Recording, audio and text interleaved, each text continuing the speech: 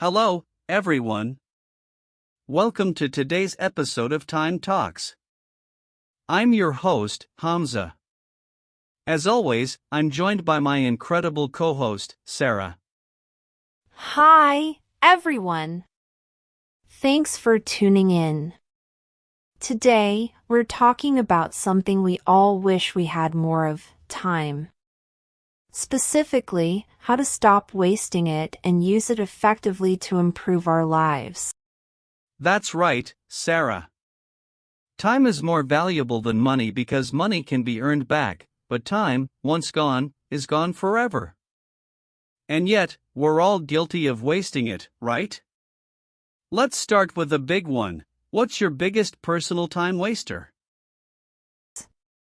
For me, it's definitely mindless scrolling on social media. I'll open Instagram or TikTok just to check one thing, and 20 minutes later, I'm watching videos of cats knocking over glasses. What about you, Hamza? What's your time-wasting culprit? Social media is a big one for me too, but if I'm being honest, I think overthinking tops the list. I'll spend so much time replaying scenarios in my head or analyzing every possible outcome that I delay taking action. It's like a mental loop I can't get out of. That's a really interesting one. Overthinking doesn't just waste time, it also saps your energy. But let's get practical for our listeners. What strategies have worked for you to avoid falling into the overthinking trap? Great question. I've learned to adopt the good enough mindset for smaller decisions. Not every choice needs to be perfect, so I aim for progress over perfection. And for bigger decisions, I set a time limit. I'll give myself, say, 30 minutes to weigh the pros and cons, and then I commit to a choice. What about you? How do you tackle overthinking? I love the time limit idea. For me, journaling really helps. When I feel stuck, I'll write down my thoughts. Seeing them on paper often makes me realize that I'm making the situation bigger than it is. It's like clearing the mental fog. That's a fantastic tool. Okay, let's shift gears to another massive time waster: procrastination. Everyone struggles with it at some point. I know I do. How do you deal with procrastination, Sarah? Procrastination is tricky because it's often rooted in fear of failure, fear of not being good enough, or even fear of the unknown. What helps me is the 2-minute rule. If a task takes less than 2 minutes, I do it immediately. It builds momentum and makes bigger tasks feel less daunting. What's your go-to method? I like that. For me, it's the Pomodoro technique. I work for 25 minutes on one task, then take a 5-minute break. It's amazing how much you can accomplish in just a couple of focused sessions. Plus, knowing there's a break coming up makes it easier to get started. That's such a great technique. Another thing I do is break down big tasks into smaller, manageable steps. For example, instead of writing finish presentation on my to-do list, I'll write create slide 1, research stats for slide 2, and so on. Smaller tasks feel less intimidating. That's a great tip. I've also found that having an accountability partner helps. If I tell someone I'm going to complete a task by a certain time, I'm more likely to follow through.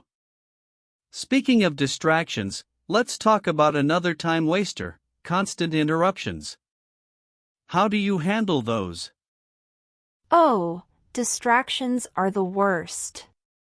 One thing I've started doing is putting my phone on Do Not Disturb mode during work hours.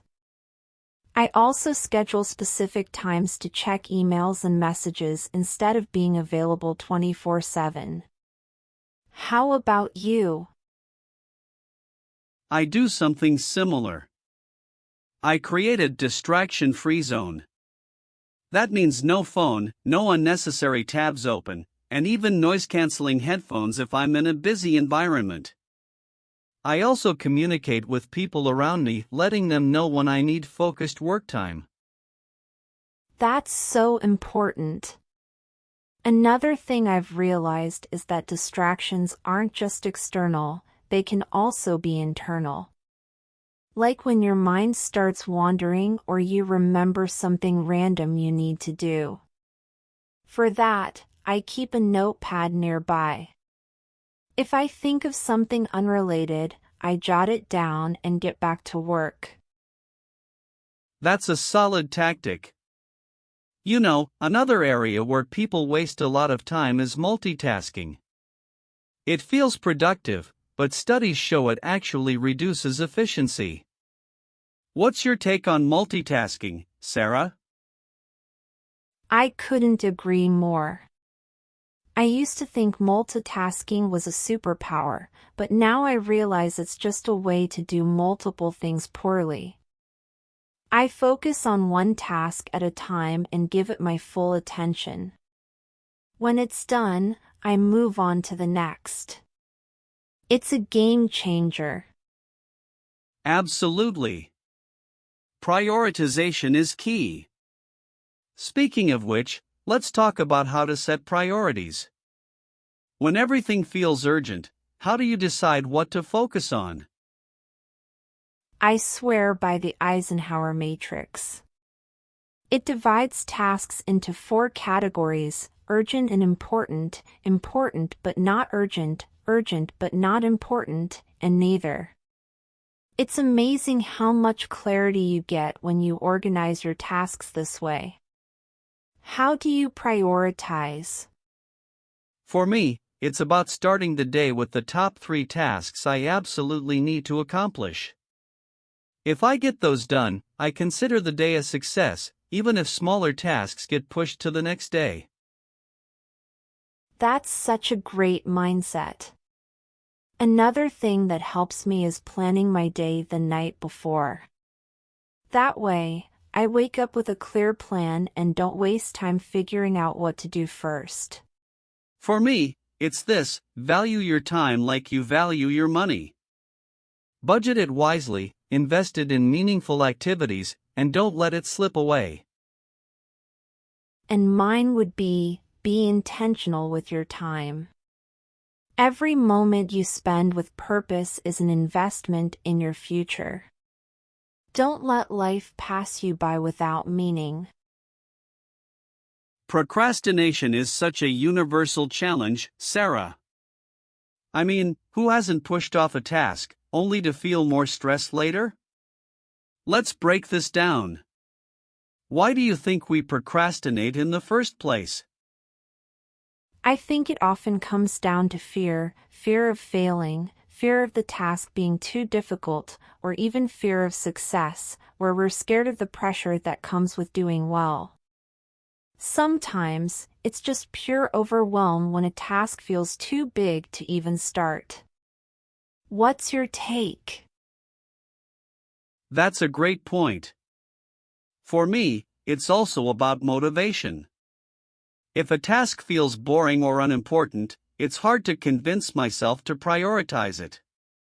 And let's be honest, distractions make it so easy to procrastinate. You start with "I'll just check my email," and suddenly you're watching YouTube videos on how to build a treehouse, even though you don't own a tree. That's so true. It's like your brain tricks you into doing something else that feels productive but isn't related to what you actually need to do. So, what strategies work for you to break out of that procrastination cycle? One thing I've found helpful is what I call the activation energy method. I tell myself I'll work on the task for just 5 minutes. Most of the time, once I start, I end up working longer because getting started was the hardest part. What about you? I love that method. I do something similar with the 2-minute rule. If a task takes less than 2 minutes, like replying to an email or tidying up my desk, I do it immediately. It clears up mental space and builds momentum for tackling bigger tasks. That's such a great idea. I've also started using rewards to motivate myself.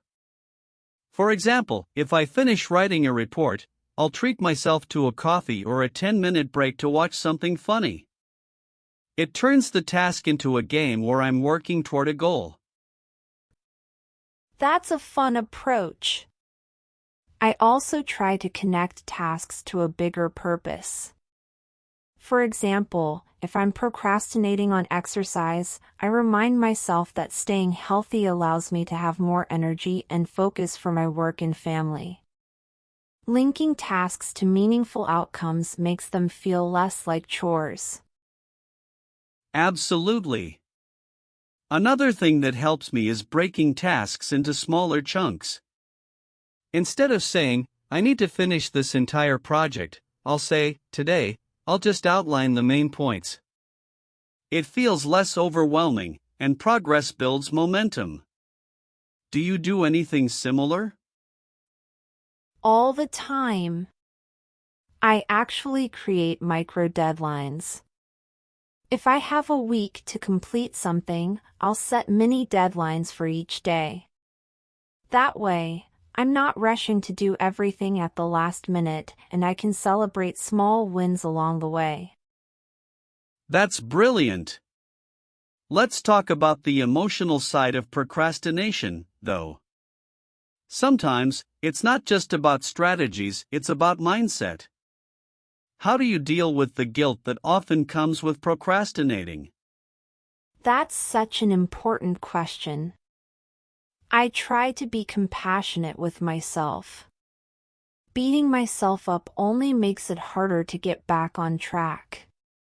Instead, I'll reflect on why I procrastinated, learn from it, and plan better next time. I agree. Self-compassion is key. I also remind myself that everyone procrastinates sometimes. It doesn't make me lazy or incapable. And instead of focusing on the time I wasted, I focus on what I can still accomplish moving forward. It's about progress, not perfection. Exactly. And sometimes procrastination is a sign that we need a break. If I notice that I'm avoiding tasks because I'm mentally exhausted, I'll take 15 to 30 minutes to rest or do something fun, then come back recharged. That's a great point. Recognizing when you need rest versus when you're just procrastinating out of habit is so important. Before we move on, let's give our listeners one golden tip each for overcoming procrastination. Mine would be, just start. Even if it's small, starting creates momentum. I love that. My tip would be, focus on progress, not perfection. Small steps forward are better than standing still. And remember, done is better than perfect. Perfect, Sarah. Thank you to everyone who tuned in today. If you found this conversation helpful, please share it with someone who could use some inspiration to manage their time better. Thanks for listening, everyone. Remember, time is your most precious asset. Use it well, and we'll see you in the next episode of Time Talks. Bye for now.